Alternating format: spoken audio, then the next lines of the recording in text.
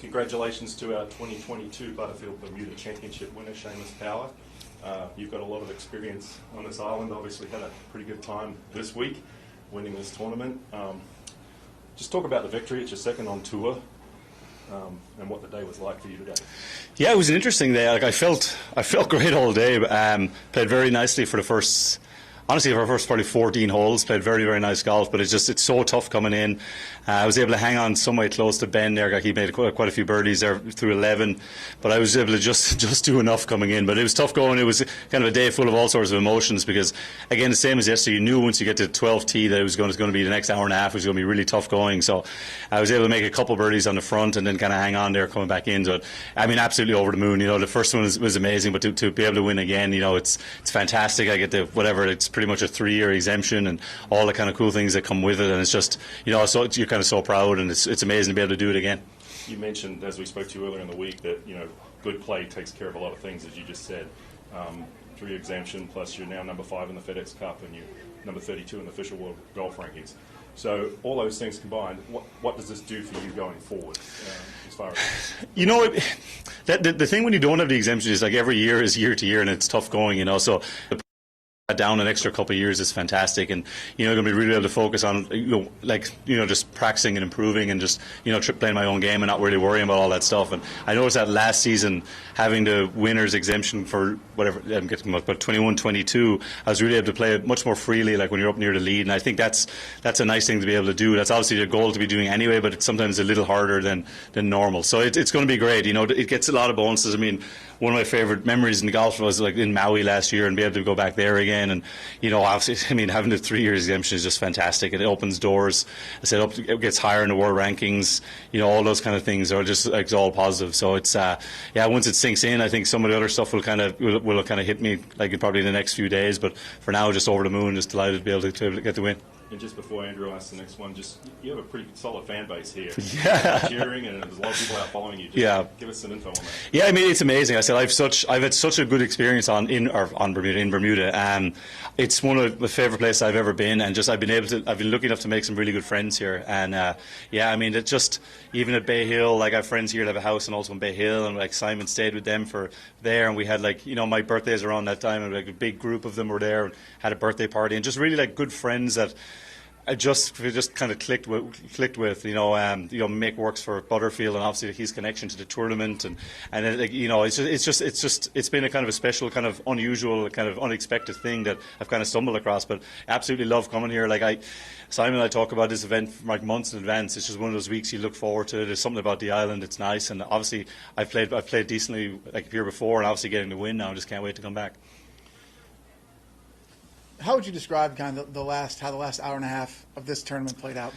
It's obviously it's very up and down, but it's kind of what I expected. It's the same as yesterday. Like once you get to even 12 today is playing tough. You know, I have 100 yards to the pin, and you're guessing if it's a pitching wedge that I hit 145 yards, or if it's a gap wedge, and it's just pure guessing. That goes slightly over, and you're standing on the next, and it's dead into a wind, and you're probably talking about thought I hit a good shot. They came up short of the green. It's a good 30 yards short, probably 25 yards short. 14 is tough. The wind's off the right whipping, and then 15 and 16 are just brutal today. So it's, you know, that stretch is coming, and it's just, there's only so much you can do. I think the toughest thing for me in that stretch is trying to putt. Like you're trying to putt on 15 and 16. Like I had a putt on 16, and I'll never understand what just happened to the ball. It's just you're getting wind gusts, winds up and down. I missed a hole from probably, I don't know what it was, 4.5, 5 feet, and I felt like I hit a good putt. And I just saw Ben before me do the same thing. It's just, it's tough going out there, but I was able to do just enough. You know, the birdie on 17 was nice. Might have been a bit of hard work for an 18, but you know, just did enough. And but you kind of what you'd expect. It seems it's reasonably easy going for the first 11 holes, barring maybe number 8. You've got a lot of good chances, and I know I got a couple, not as many as I would have liked, but then it's just the same as yesterday. You're just trying to hold on for dear life. When things kind of started to go a little bit south for Ben, are you just kind of focusing on what you're doing? Do you see what's kind of going on? It's a bit of both. You obviously are trying to focus on your own thing, and that was, you know, even on 14, I had a long way because Ben had like some trouble on the left. And before I kind of get into my routine, you just have to give a conscious effort to get back into your own thing. And I hit a really good shot, and I made the putt for birdie, and you know that ended up being a big birdie on it. So it's tough, but you know, he didn't do a ton wrong. It's just, as I said, he had a shot on 16. It's on the wrong side of the wind.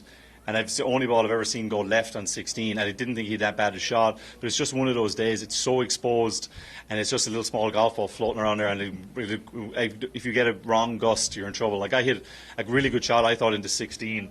3/4 way through the flight, you get a huge gust, it gets stood up, and it's a good 20 yards short, but you couldn't convince me to hit one extra club on the tee. It's difficult. You know it's coming, and you're just kind of just trying to do your best. But that birdie on 17 was nice. It was playing really short, but still to get one there, give myself a good bit of breathing room up the last.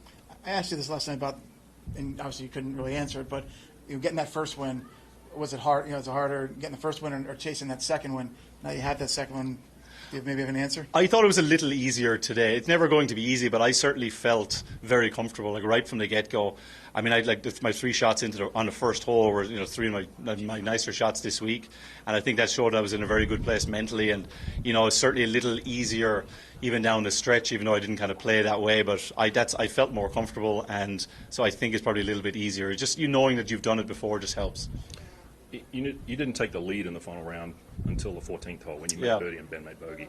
Did you feel like an experienced veteran out there compared to Ben's experience and playing with him? And what was that dynamic like for you? Yeah, I mean, I just kept reminding myself. I know this course well enough. I wasn't making many mistakes, and I was very confident. But he birdied 10 and 11 to get 2 ahead again, and I had a couple of chances there I just missed. But I just kept reminding myself I can just stay in there. Like, I knew that stretch. There's very few people not going to drop shots there, and I was, if I had a chance standing on 12T, I thought a little bit more experience, haven't been there before, and I haven't played this tournament a few times before. I thought it would stand to me, and it just about did in the end. Obviously, you were coming into this week, you're 48th in the world ranking. With this win, get that likely invitation to the Masters. Obviously, you moved way up in the world ranking to help that cause. What's it kind of feel like to be able to get that, to come here, get that win, take care of that before and not worry about the top 50? Yeah, it's really nice. It's kind of a funny thing. I didn't really pay attention to world rankings until I got into the top 100 in the world, and now it becomes very, very relevant. Even close to the match play, and then as obviously the cutoff for some of the majors starts approaching. So it's nice, you said, to be able to kind of get a bump away from that 50. It's nice. It opens up so many doors. It's all of a sudden you're looking and you're changing your schedule, and you're going to add Maui and tournaments like that, and even knowing that you're going to be in the playoffs and all this kind of stuff. It's just, it makes things a lot simpler, that's for sure. You're not looking, not as if you're doing it all the time, but you're sometimes looking over your shoulder a little bit, especially because I was up maybe in the 30s and I just hadn't played great since the middle of the summer. So as you said, just slipping down, and the cutoff for the top 50 is coming up soon. There's not much golf left in the year, so it's nice to get away from that for sure, and just it'll definitely clear your thoughts, clear your mind going forward. On 14, what did you hit off the tee, and what did you hit? 2 iron. 2 iron, and what did you have left in, and what did you hit? I had 148 or 9 yards, 148 yards. I hit gap wedge, landed about pin high, and probably just rolled to the back edge, maybe 25 feet past. Yeah. Is that, Simon said you guys were talking about how, geez, you won more wind when you were here Friday. Was it ever a case of, be careful what you wish for? No, I was absolutely fine with the wind over the last couple of days, because I've been looking up to play here a few times, and I've seen this course in a lot of different wind directions, and I've seen how just a bit of experience. Even on 16, I hit a very, very good shot aimed at the left hazard line on 16. I've done it before here, and it ended up bang on line with the pin. And it's having a little bit extra confidence knowing that my ball was going to come back and do what it was supposed to do. Versus other guys, it's hard to aim in the ocean and hit a shot. It's just when you're not used to doing it, you haven't done it before. It's hard to trust that it's going to come back. But I've played it before. I played there last year, and the tee was back, and you're hitting a long iron starting out into the ocean, the same thing, and you just learn to trust it a little bit more. Same on number 8 today. You're very sheltered on that tee box, but I've played it in that westerly wind before. Once it gets out past the tee, it gets hammered and it gets hit hard and it goes left. So I hit a very confident shot starting to a right pin, starting probably 10 steps right of the pin, which normally you wouldn't be comfortable doing, but I've been able to do it before here, and just I knew the ball would come back if you just kind of trusted it. And back in Ireland, you play a lot of junior golf with Simon? I would have, yeah. So Simon's from an hour away from me, so we would have played a bunch of different championships and all that kind of stuff. More so against each other in kind of junior golf and kind of some championships and stuff like that. Yeah. I'm just curious, when you turned pro, were you one of these guys that said, okay, I'll give myself 3 years, 4 years, 5 years, or were you in it for no matter what? I don't know, to be honest. I always said if I thought that I was good enough to win on the PGA Tour, I was probably going to keep playing. If I thought for a second I wasn't, I would have stopped. I would have stopped. Honestly, if I thought it in 6 months, I would have stopped in 6 months. So that was always my mentality going into it. I didn't have any interest in playing, not at the highest level for a long time. I wanted to play at the highest level, and I thought if I didn't think I could win, I would have stopped probably early on. Just a lot of Irish players have been playing really well lately. Yeah, Rory recently, and Shane, and in Wentworth, and Padraig. Yeah, it's been great, and it's one of those things that you just.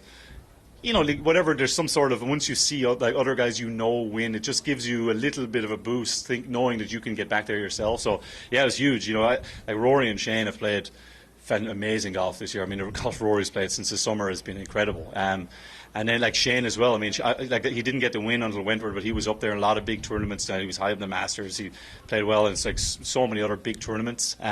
So it was great that both those guys got the win. And Padraig, Padraig absolutely smashed his way through the Champions Tour there. It's great for Irish golf. We've Leona Maguire on the LPGA as well. It's a good time for Irish golf, and hopefully, you're always hoping it'll kind of inspire some more junior golf in Ireland. And just one last one from me. We talked earlier in the week about the Ryder Cup and Luke Donald. Did you get a chance to chat with him this week at all? I did briefly on Wednesday night at the party in the hotel. So, yeah, we just chatted briefly. Like, there's a new event. He was just telling me some of the details about it, the GB&I against Europe team event, and just some of the options I might have. But, as I said to him, is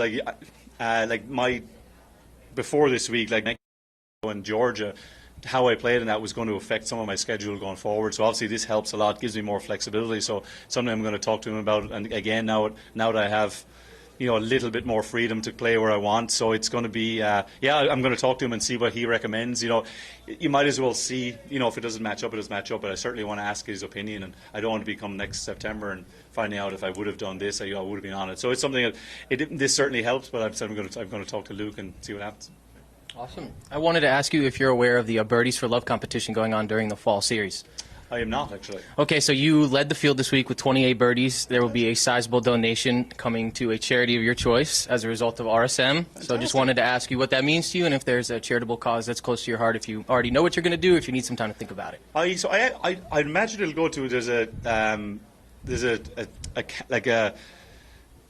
charity that helps the families and stuff of cancer victims back home, and in Waterford, and it's called Solace. And I actually was lucky enough to win in Barracuda. They do, I can't remember what it's called, whoever has the most points on the 18th hole in the week. So I won that maybe 4 or 5 years ago and was able to help out. So something like that is close to me. I lost my mom at a young age to cancer, and so it's one of those things that, that's something that's probably been close to my heart, and so hopefully I'll be able to help out. That'll be kind of cool. I did not know about that.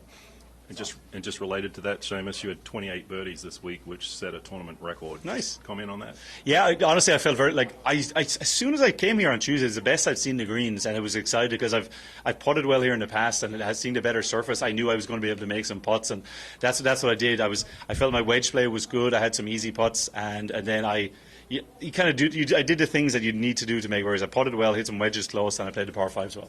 Okay, perfect. Sweet. Thanks, guys.